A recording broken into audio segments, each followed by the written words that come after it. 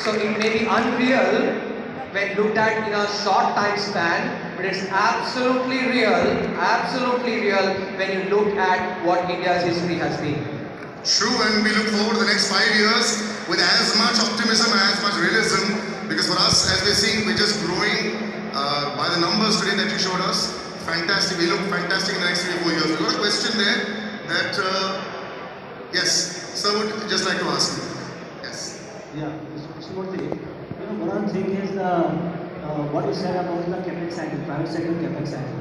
But what is happening is that private sector in 2008, again they were very aggressive in putting up capex, and bulk of them they went bankrupt. And one of the reasons was the courts and whatever, but government's counterparty risk in investment was extremely high.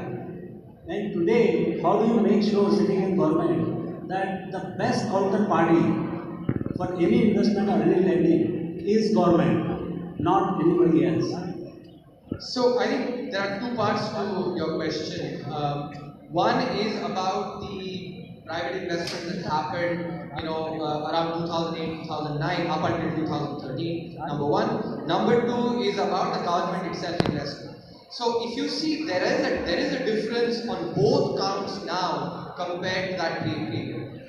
During the 2008-2009 up until 2013, there was a lot of bad lending and especially crony lending that happened, up until 2013. And the entire slowdown that we got before COVID was the overhang of that bad lending that happened during that period. Now, if you see today, the lessons have been learned very well because that particular period of crony lending led to the dual balance sheet problem, where you had on the one hand corporates over leveraged, implementing projects that were unviable, and on the other hand you had banks also becoming extremely over leveraged because of the NPAs etc. built up. In contrast, if you see now, and this has been a phenomenon of once bitten, twice shy, where both the private sector and the banks have actually learned their lessons. If you see, private sector has not over leveraged, in fact actually has cut down a lot on its leverage and therefore is actually in a good shape to start investing. I think the one thing that private sector is looking for is quote unquote animal spirits. And I think presentations like the one that I'm doing based on data hopefully will create the faith that indeed there is a reason for the animal spirits to come back, in the private sector. That's my first. Second, if you look at our banks itself, banks, have emerged from COVID much healthier. If you look at the provisioning ratio, look at the amount of capital that they've raised, even public sector banks and private sector banks. So banks are in a position to start lending. I think it is very important for banks to learn the lessons. The main problem with the previous period was big ticket lending. Big ticket lending, there was actually a lot of bad judgment and crony lending that happened. I think that is something that banks have to learn and make sure that that mistake is not repeated. On the government side, I think if you look at in the previous period, 2008-2009, government, if anything, I showed you the data, reduced its capital expenditure. In contrast, now government has recognized that it is important actually for the government to take the lead in doing the investment, not the private investment, but the investment.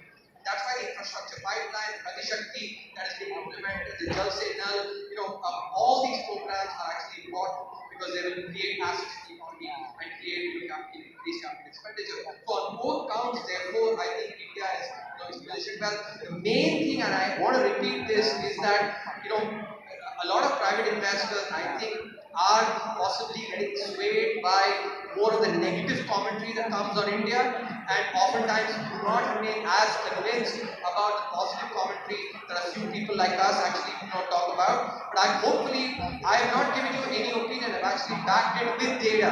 So I would highly recommend all the private investors and the private sector itself to look at the data and actually not get swayed by a lot of quote unquote expert commentary that actually portrays India negatively. But look at the data and tells you why India is is a positive light. So believe in that story and start investing, because I think this is the right time. If you try to invest 2 years later, the prices that you at a time like this, the sage investor will be able to invest at actually at profitable prices. And, prices will be lower. 2-3 years later, that those prices will go up because as the demand for investment itself goes up, all the elements that go into investment will become costlier. So this is a much better time for those that have the risk appetite, the stomach to be able to actually be the front runner, I think, to invest. And that is the one element that is really, once that starts, I think the India story, I will not have to stand here and talk about animal spirits. Animal spirits, you'll be able to see it for yourself. Thank you. That was a spirited reply, sir. Thank you. Thank you so much. Thank you, Anand, sir.